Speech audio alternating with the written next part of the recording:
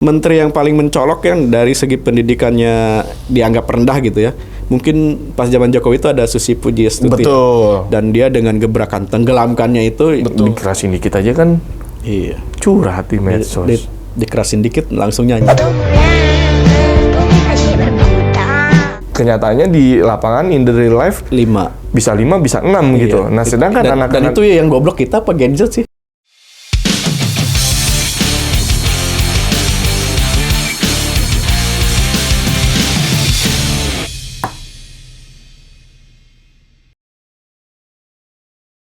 Oke, Mas Gilang. Yes, Bang Ded. Ternyata kita udah episode 2 ini. Iya nih, nggak berasa. Ramai juga ternyata ya. Yoi. Bacotan-bacotan. Aduh, terima kasih netizen ya. Biar gimana pun kan kita mendukung lah ya. Siapapun Mendukung yang jadi pemerintah kita pemimpin, mah. betul. Tidak, bukan pemberontak kita. Betul, ngomong-ngomong mendukung nih. Ini kabinetnya Pak Prabowo sama Mas Gibran ini banyak yang meragukan. Karena terlalu gemuk katanya. 44 ya? Betul, Pak Jokowi aja melantik wakil menteri aja banyak yang protes ya kan. Lagi nih. Terus ada staf sus muda, milenial kayak Putri Tanjung, terus si siapa namanya yang ruang guru. Iya. Ya kan, itu kan jadi staf sus muda dan itu banyak yang Iya, nggak ada kerjanya katanya. Katanya, bukan kata kita. Katanya kan kita. Katanya, kata netizen. Nah, lo menyikapinya gimana Bang dengan gemuknya? 44 Ya, salah satunya ada Badan Penerimaan Negara kan, yang mana kan itu ada pecahan antara Dirjen Kementerian, Pajak ya. sama Dirjen Bea Cukai. Jadi dia lepas dari Kementerian Keuangan kan. Nah, itu juga pro dan kontra tuh. Pro-nya katanya bisa menggenjot penerimaan lebih kenceng lagi gitu kan tanpa harus ada embel-embel kementerian. Kontranya adalah tukin Kemenkyu nanti akan turun katanya gitu. Ya gua nggak tahu ya. Ini yang kontra yang PNS-nya ya. Tapi ya emang begitu sih ya. 44 ya. betul. Kan isunya yang dibangun itu pengennya masyarakat itu selalu Zaken kabinet gitu. Ini Zaken kabinet itu pelajaran kita waktu SD ya. Jadi zaman Soekarno itu katanya Zaken kabinet itu kalau nggak salah ada pernah satu perdana menteri siapa gitu yang berhasil menerapkan itu. Karena profesional kan yang diterapkan yang yang dijadiin menteri kebanyakan profesional. Nah, cuman kan kalau sekarang itu kayak misalnya nih saya dari Golkar gitu, kemudian latar belakang saya adalah hukum, kemudian jadi Kemenkumham, itu profesional atau bagi-bagi kursi? Nah, itu balik lagi tuh. Kita kan semua mengatakan itu hak prerogatifnya presiden betul. Gitu kan. Tapi kalau misalkan gitu ya dengan seragam atribut partai makanya lo kan agak sumir juga lah ya. Betul. Karena di satu sisi dia memang profesional, di satu sisi tapi dia kepanjangan tangan partai kan. Bisa jadi. Nah, itu yang agak-agak ini akhirnya masih belum clear lah ya. Jadi perdebatan antara Zaken kabinet atau ini cuman bagi-bagi kursi itu pada akhirnya kita kan nggak akan nemu titik temu gitu. Iya. Karena secara undang-undang pun dari awal sebenarnya setiap presiden itu kan cuma bisa diusung oleh parpol gitu. Iya. Jadi ketika ada istilah hak prerogatif itu, bagi saya itu udah nonsen gitu. Itu gimana ceritanya dia bisa punya hak prerogatif sementara dari awal sendiri dia emang diusung oleh partai politik gitu. Iya. Jadi itu cuma ya mungkin pantas-pantas aja lah itu ada hak prerogatif. Mungkin kalau misalkan kalaupun nantinya akan diisi sama orang-orang profesional, jangan di pos-pos strategis.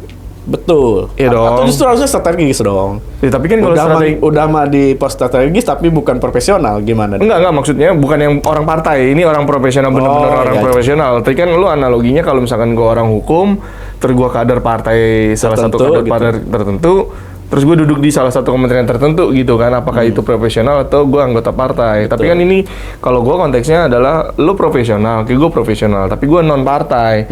Ya jangan gua taruh di tempat kementerian strategis kayak misalkan Menteri Keuangan atau apa, itu kan pasti kan akan jadi apa ya kayak contoh Menteri Industri lah, itu kan emang udah jalurnya salah satu partai kan, ngepostnya udah pasti di situ aja. Atau Menteri Agama pasti NU.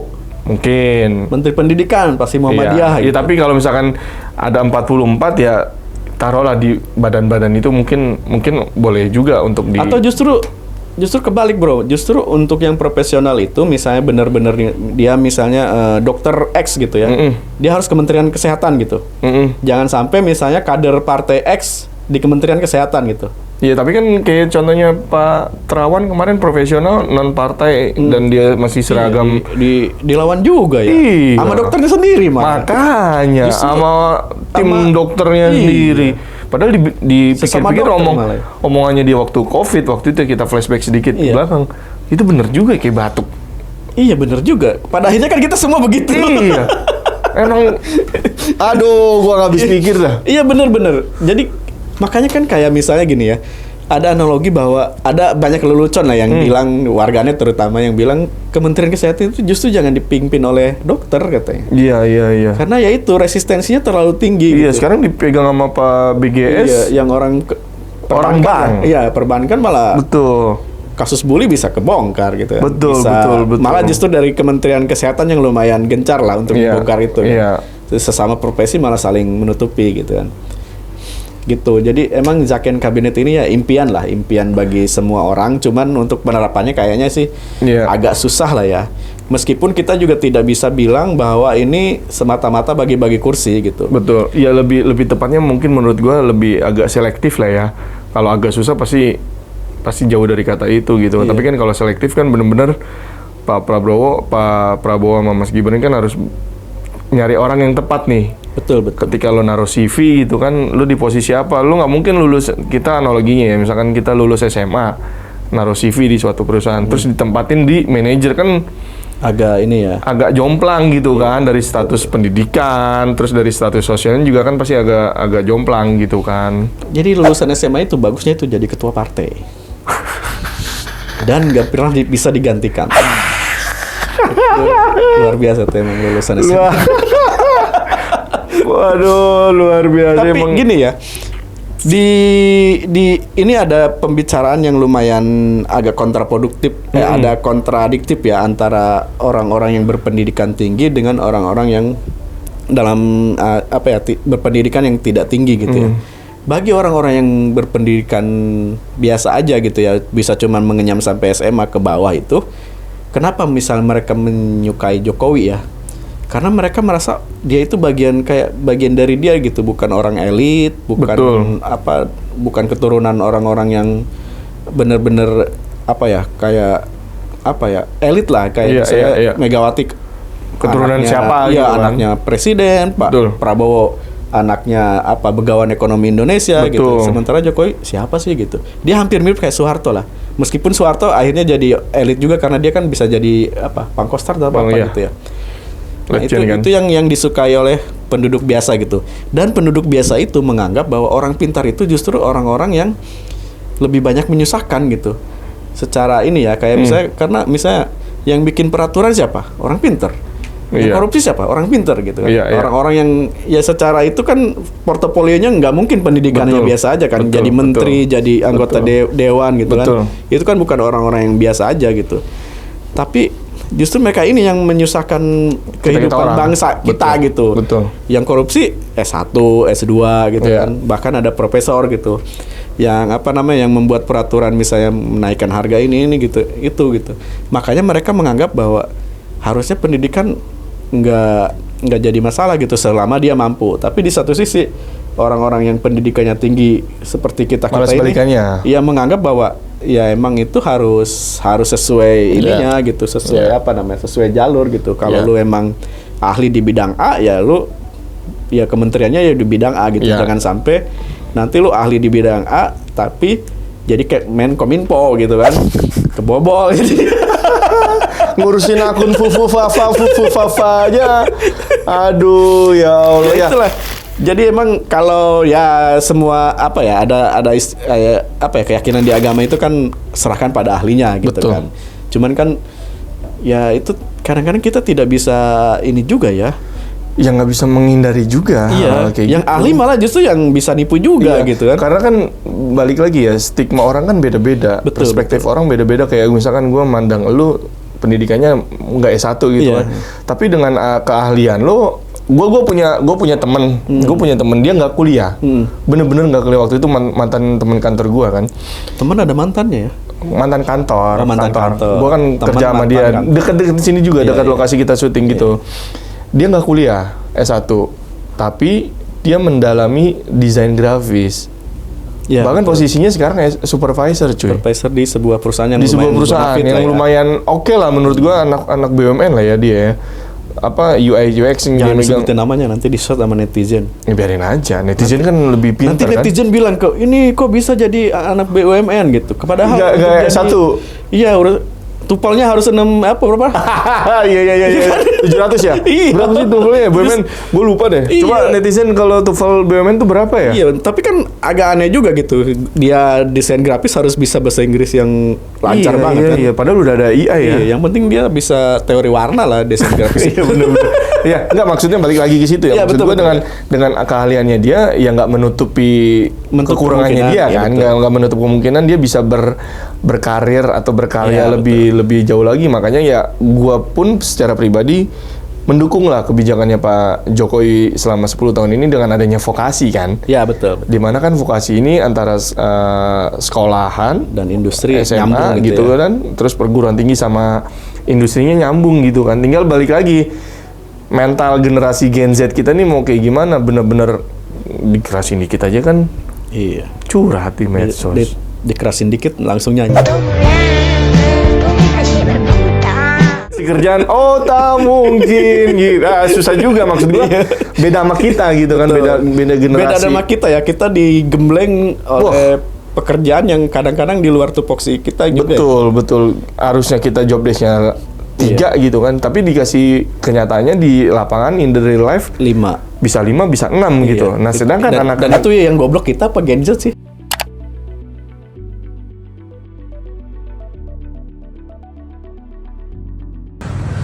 Paham? Nggak tahu deh. Kan yang goblok harusnya kita ya. Coba udah tahu. Biasanya 5 dikasih 7 mau aja. Iya nggak tahu juga ya. Iya juga jadi mikir gue nih, yang goblok siapa ini? Kita atau Gen Z ya. Tapi ya balik lagi kenyataannya anak-anak muda sekarang nggak treatmentnya beda lah. Beda. Treatmentnya memang sangat berbeda. Salah satu menteri yang paling mencolok yang dari segi pendidikannya dianggap rendah gitu ya.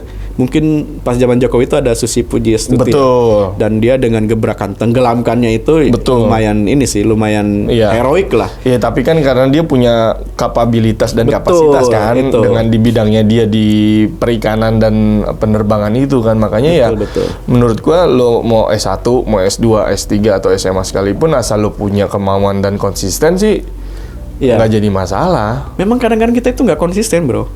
Betul. Misalnya kita mengharapkan bukan mengharapkan ya. Bisa ada banyak orang yang mempermasalahkan ijazah S1-nya Pak Jokowi, ijazah S1-nya Mas Gibran dan beberapa orang lainnya gitu. Tapi di satu sisi kalau kita misalnya dianggap begitu, kita akan mengeluarkan kalimat yang diungkapkan oleh Rocky Gerung. Apa tuh? Sekolah hanyalah bukti, ijazah hanyalah bukti lu pernah sekolah, bukan pernah berpikir gitu kan. Nah, kalau kayak gitu harusnya itu juga dijadiin ini juga buat persyaratan. Iya, orang-orang yang kita permasalahkan ijazahnya harusnya dengan kalimat dari Rocky Gerung itu oke gitu ya. Nggak usah dipermasalahkan lagi gitu. Yang penting dia secara pemikiran dia oke gitu. Aduh, ya baik lagi itu beda-beda perspektif lah ya. Maksudnya gimana netizen aja lah menyikapi hal kayak gitu. Tapi ya yang jelas kalau misalkan emang lu punya kemampuan dan keyakinan bisa survive di industri itu, ya menurut gua nggak masalah juga. Iya, jadi untuk politik sih ya, kayak misalnya kabinet itu kan lebih kental nuansa politik. Iya, jadi sangat. Memang kalau ada anggapan orang bahwa ini bagi-bagi kursi, bagi-bagi kekuasaan, ya itu tidak bisa dihindari juga perspektif itu gitu. Iya. Apalagi ini kabinetnya sangat gemuk banget. Makanya gemuk banget. Akhirnya kabinetnya sangat gemuk yang berasal dari koalisi yang gemuk banyak, gitu. Iya. Nah, ini salah satu trik ya buat orang-orang yang di luar sana biar tidak membenci presiden Anda. Salah satu triknya begini. Gimana? Kalau ada pemilu, pilihlah yang pasti menang atau yang kemungkinan menangnya besar. Karena kalau Anda ikut yang kalah, ini menurut survei siapa nih? Itu logika aja. Kalau Anda bisa milih orang yang kalah, terus mati-matian gitu kan selama pilpres, kalah nih. Partainya ikut. Iya, itu ngeselin juga kan? sih. Partainya ikut ke sana gitu. Iya. Anda masih kesel. Orangnya udah di situ. Orangnya udah pada ke sana ikut yang menang. Rombongan. Gitu. Ini memang apa ya? Ada pelajaran politik yang sangat jelek sih dari elit kita ya. Iya, itu mungkin dinamika juga kali ya. Kalau nggak ada dinamikanya terlalu cepet gitu loh, bro. Iya, kalau nggak kayak gitu bukan politik namanya, bro. Kalau politik kata ketua kita, itu yang harus memberikan manfaat sebesar-besar bagi umat gitu. Jadi berpolitik itu harus baik, sebaik-baiknya gitu. Nah, sementara saat ini kita melihat bahwa terlalu cepat gitu pertukaran permainnya gitu. Kayak misalnya kalau di kalau di sepak bola itu kan ada musimnya gitu kan. Yeah. Kayak pertukaran itu misalnya dari Inter ke Milan itu kan agak berat tuh karena rival abadi gitu. Betul. Atau enggak dari Barca ke Madrid gitu. Ini kan cepet banget nih. Dari tukang caci makinya Pak Jokowi tiba-tiba jadi pembela die hard gitu kan. Dari die hardnya Jokowi tiba-tiba yang jadi caci maki Jokowi gitu. Akhirnya kan itu memberi gambaran kepada rakyat bahwa ini sebenarnya apa sih yang diperjuangkan gitu. Iya. Ya balik lagi sih, gimana sih politikusnya itu kan memberikan yang tadi lu bilang, edukasi dan pembelajaran politik yang benar itu seperti apa. Tapi kan masyarakat umum kayak kita ngelihatnya ya itu hal yang wajar kan. Enggak sih gua. Enggak wajar? Enggak, terlalu vulgar. Zaman dulu itu kita melihat bahwa oke lah ada perseteruan gitu ya, tapi ya mungkin zamannya beda juga sih ya, karena sekarang ada sosial media segala macam. Iya, itu pengaruh jadi banget. Jadi jejaknya terlalu ekstrim. Terlalu ekstrim gitu. Betul. Terlalu ekstrim sekarang. Bayangkan orang yang mencaci maki presiden sekarang presiden terpilih sih ya. Dulu orang yang mencaci Jokowi PKI lah, anak PKI lah, inilah itulah gitu kan. Sekarang setiap tampil di TV jadi pembelanya gitu. Maksud gue adalah kita betapa susah banget gitu mempercayai seorang tokoh dengan track record yang seperti itu gitu. Oh, ternyata dia bisa kok dari pembenci menjadi pembela utama gitu. Karena itu dia, karena kebutuhan kan akhirnya kita berpikir di linknya kayak gitu kan. Iya, jadi kita berpikir ini selama ini bukan memperjuangkan rakyat dong. Iya. Jadi memperjuangkan ya emang kepentingan dia aja. Ya, makanya kan ketika Pak Prabowo masuk di kabinet yang ke jilid 2 ini di Pak Jokowi kan banyak yang kontra kan, banyak yang protes, apalagi pendukung die hard yang ke Pak Prabowo, lu ngapain? Udah lo bener di jalur oposisi gitu kan, di jalur non kabinet. Tiba-tiba lu masuk gitu kan. Itu kan banyak pro kontra kan. Tapi kan Pak Prabowo negaskan kalau kita pengen betul, satu demi bangsa dan negara, terus kemudian harus berkolaborasi ya pendukungnya Pak Prabowo mungkin cooling down juga kali ya dengan, tapi ya balik lagi tapi itu memang ujung-ujungnya sama kayak gitu juga sih menurut tapi waktu itu memang kalau pandangan gue emang dibutuhkan sih karena udah terlalu panas sih banget. Kalau nggak ada orang yang mau untuk meredam itu, mungkin menjembatani ya. Mungkin kita kayak gagal ya sebuah bangsa, apalagi melewati Covid gitu. Bayangin Covid misalnya di Gerindra masih setangguh itu jadi oposisi gitu kan. Mau mutusin lockdown aja berantem dulu di DPR berarti. Iya. Wah, ngeri tuh. Iya. Ya nggak kebayang lah. Untungnya dua pemimpin besar itu bisa saling legowo lah salah satu gitu kan, entah Pak Jokowi atau Pak Prabowo, tapi ya kita big respect lah sama mereka berdua mau benar-benar turun teruji lah mereka kebesaran betul. Mereka, makanya mungkin salah satu kenapa Pak Prabowo sekarang bisa menang pemilu dengan mudah mungkin itu. Karena dia teruji bisa menurunkan egonya, menurunkan menurunkan tensi yang orang berharap tetap begini gitu, tiba-tiba dia bisa begini, itu kan luar biasa gitu. Iya, makanya ya kita berharap juga Zaken kabinet ini benar-benar bisa terlaksana lah ya. Ya, satu terlaksana dan kedua teruji kan. Ya minimal 60% lah ya. Iya, 60 oke lah, 60 70 masih oke dengan struktur kabinet hampir 40 berarti 44 orang kan. Ya 50% aja 22 lah ya. Iya oke lah. 30 lah minimal yang dengan yang kan kalau lebih tinggi. pihaknya Pak Prabowo bilang kan bikin kabinet gemuk ini kan karena gagasan dan programnya Pak Prabowo sama Mas Gibran kan banyak kan. Betul. Makanya harus diakomodir salah banyak satunya. Dan ambisius. Betul, salah satunya adalah makan gizi apa tuh? Ayo makan apa? Makan siang bergizi gratis. Ribet banget itu. Gua nggak pernah dapat makan siang gizi gratis. Makan siang gizi gratis. Terus yang paling ini ya, tax ratio 23%. Ya, itu jadi perhatian juga tuh. Pertumbuhan ekonomi 8%. 300 kampus kedokteran kalau tidak salah. Iya. 300 apa berapa gitu ya? Tapi yang 8% itu menurut gua ambisius banget sih itu. Tapi ada beberapa prediksi yang itu bisa memungkinkan karena Cina itu bisa gitu. Asalkan IKN berhasil katanya. Kalau IKN berhasil mungkin itu bisa lah 8% itu. Iya, oke. Ada ahli dari US apa dari mana itu yang bilang gitu. Lihat sih aja lah ya, maksudnya kita berharap ya. Ya, kita sih berharap iyalah bisa tembus 8%. Iyalah. Bahkan kan zamannya SBY aja bisa nembus 5,5 ya kalau nggak salah ya. Kan kita terkunci di 5 sih. 5 ya. Selama ini. Rata-rata 5 kan. Iya.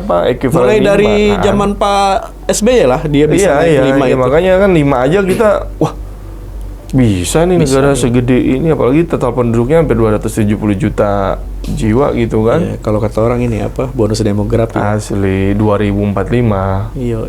2045 kan? Iya, 45 atau 40 sih? Indonesia Emas kan? Iya.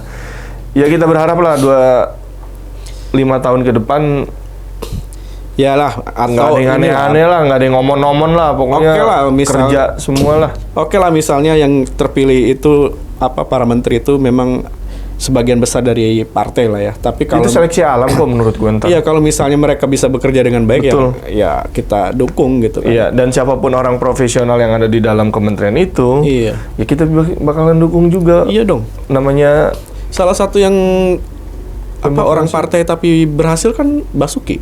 Betul itu gue jadi PDIP toh dia. Emang PDIP dia. Udah ada katanya. Tapi dia dianggap orang PDIP. Karena setahu gua ketika Pak Jokowi masih jadi gubernur, dia masih jadi dirjen kala itu. Oh, dia dari ini ya, dari karir di Kementerian PUPR kan. Makanya pas gue inget banget waktu itu kalau nggak salah pas Pak Jokowi bikin Giant Sea Wall yang di Pluit, yang Jakarta Utara itu. Nah, dia dirjen yang PIC-nya waktu itu yang ngatasin Giant Sea Wall itu kan. Habis itu naik kan, Jokowi naik jadi presiden, Pak Basuki diboyong jadi kan orang partai yang dianggap kurang berhasil juga banyak juga. Banyak lah. Kayak yang ketangkep-tangkep itu kan orang partai kebanyakan. Iya sial aja sih momentumnya. Nasdem ya? Iya siapapun ya, Nasdem, Gerindra kena ya? KKP? KKP. Itu tangan kanannya Pak Prabowo. KKP sebelumnya bukan KKP sosial. Kementerian Sosial bukan? PDI ya. Sebelumnya PDI kena juga kan? Iya, sebelumnya kan Golkar juga kan, Idrus Marham juga kena. Iya. Mensos ya. Balik lagi ya. Jadi ngomongin korupsi atau segala macam itu zakat kabinet dan lain-lain, menurut gue sih asal bisa terfasilitasi program-programnya dan masyarakat bisa merasakan, ya benar. Menurut gue nggak masalah sih 44 ya. 44. Ya gue bukan orang politik ya, dan kita bukan pengamat politik, jadi 50 aja sekalian. Nanggung ya? Nanggung 50. Tapi coba Pak Prabowo 50 lah. 44 ya, 44 kalau misalnya ada satu menteri masing-masing punya 2 wakil aja. Udah berapa tuh? 4 kali 2 aja. 88. Iya udah. Wakil menterinya. Kebagian lah semua lah, itu aman berarti. Bisa lah, itu udah quorum lah kalau atau udah kan quorum gini, gitu. Menterinya itu profesional. Wakil-wakilnya ini boleh dah. Wamennya dari partai. Dari partai-partai wamennya. Mungkin. Tapi kan dari partai kan nggak mau jadi wamen yang udah-udah. Emang kalau nggak mau ngapain dia? Ya nggak tahu. Bergeningnya mungkin berontak itu di DPR, nggak berani juga mereka. Iya berontak sih enggak, cuman paling ya agak mukanya aja agak kusam dikit gitu kan ke presiden terpilih. Kebijakan strategis. Paling gitu. Apalagi yang dalam tanda kutip tonnya negatif ya sama rakyat. Mereka nggak mau belain. Apalagi padahal konstituennya mereka kan, konstituennya mereka masing-masing gitu kan untuk para anggota partai. menurut gue nggak masalah sih. 44 ya, masih oke ya. Zaken, ya saling tadi itu ya. Asal profesional lebih banyak lah ya. Ya, terus fasilitasnya. Kalau ente pengennya siapa nih yang jadi salah satu jadi menteri itu? Untuk apa nih? Menteri apa nih? Ya menteri apa aja? Susah, Bang Ded. Banyak sosok soalnya banyak sosok karena gue pernah ngalamin waktu menteri, ini contoh ya, waktu menteri industrinya Pak MS Hidayat. Iya, MS Hidayat. Itu kan senior kita di Golkar kan, senior. MS Hidayat itu Muhammad Sohibul Hidayat ya? Betul. Apa namanya Muhammad Sohibul, bukan Sohibul 5. Jadi mereka sebenarnya adik kakak ya? Muhammad Sohibul Hidayat dan Muhammad Sohibul. Yang satu jadi menteri industri, yang satu gagal jadi wakil gubernur gitu kan. Kok gagal? Lah kan bukan Sohibul Iman. Oh iya. Kan si Suwono. Ya. Nah, balik lagi ke Pak MS Hidayat, menurut gua dengan umur dia yang matang di pengurusan partai ya, abis itu dia lari. Partai mana sih? Golkar ya? Senior Golkar kan dia. Terus di perindustrian, kebijakannya kan emang bener-bener satu memfasilitasi pengusaha untuk bisa tumbuh lebih maju gitu kan. Kedua juga memprioritaskan bangsa juga gitu kan. Berarti ente lumayan ini ya ngefans sama MS Hidayat ya? Lumayan oke lah Pak MS Hidayat gitu kan. Terus di situ Pak Saleh Hussein. Itu kan bukan non partai kan, bukan partai Golkar lah, tapi kan profesional itu oke juga. Terus kita bisa lihat Dahlan Iskan di BUMN. Itu kan juga oke juga gitu kan, walaupun di ujung masa periodenya dia hujat juga kan. Gue lupa kasusnya. Ada masalah apa ya itu? Nggak tahu. Iya, ada kasus juga. Yang gue ingat dia ke istana yang di Cianjur ya, naik ojek dan tukang ojeknya nggak tahu kalau dia menteri BUMN. Berarti tukang ojeknya nggak main TikTok deh. Bagus ya. Dulu belum ada, dulu kan belum ada. Ya? Dulu masih Facebook, masih zaman SBY kan masih Facebook tuh, belum ada yang joget-joget kayak. Dia tukang ojeknya kan main Kaskus dia. Bisa jadi. Udah kolektor kolektor Pak. Ya, mudah-mudahan lah kita. Kalau Jonan oke. Tapi pas Brexit itu Jonan loh itu kalau nggak salah. Menhubnya ya? Iya, itu mati banget gila itu. Oh, itu ada mati tuh orang. Itu gila, gua 2016 kan itu. Iya, dan hebatnya gue ya tiba-tiba ikut. Lo ada di situ. Tiba-tiba gue punya ide untuk lewat jalur selatan. Jadi malamnya itu kita lewat jalur selatan. Kita harus mencoba jalur selatan seumur hidup gitu. Akhirnya muter kan? Muter, tapi kan nggak macet. Gue nyampe ada berita itu kan, macet. Oh, lu nyampe ada berita itu? Iya, ada berita macet itu. Jadi adek gue itu sehari semalam ada di Brebes itu, di jalan. Iya, itu balik lagi kan karena euforia. Ya, mudik ya, manajemen yang susah. Iya, satu infrastrukturnya baru jadi. Gitu kan. Terus masyarakat euforia untuk melewati mencoba itu. Iya, mencoba melewati jalur tersebut gitu kan. Masyarakat kan begitu emang. Ya udah terakhir asal fasilitasin kita, emang ya. Lagi enak-enak tiba-tiba di closing mulu dia. Dipangkas kan jadi bingung gue nutupnya gimana. Ya pokoknya buat Pak Prabowo sama Mas Gibran kita tunggu aja lah. Itu angka 44 itu bagus itu. Secara Iya, kan secara 44 gitu. Simbolik ya. Daripada 666. Nah, daripada 69, ayo kan. Kabinet 69 kan. 99 tempat makan. Enggak enak juga. 44 udah paling benar. 44 oke lah. Oke, Bapak Prabowo, selamat bekerja. Semoga sukses. Amin. Kita dukung.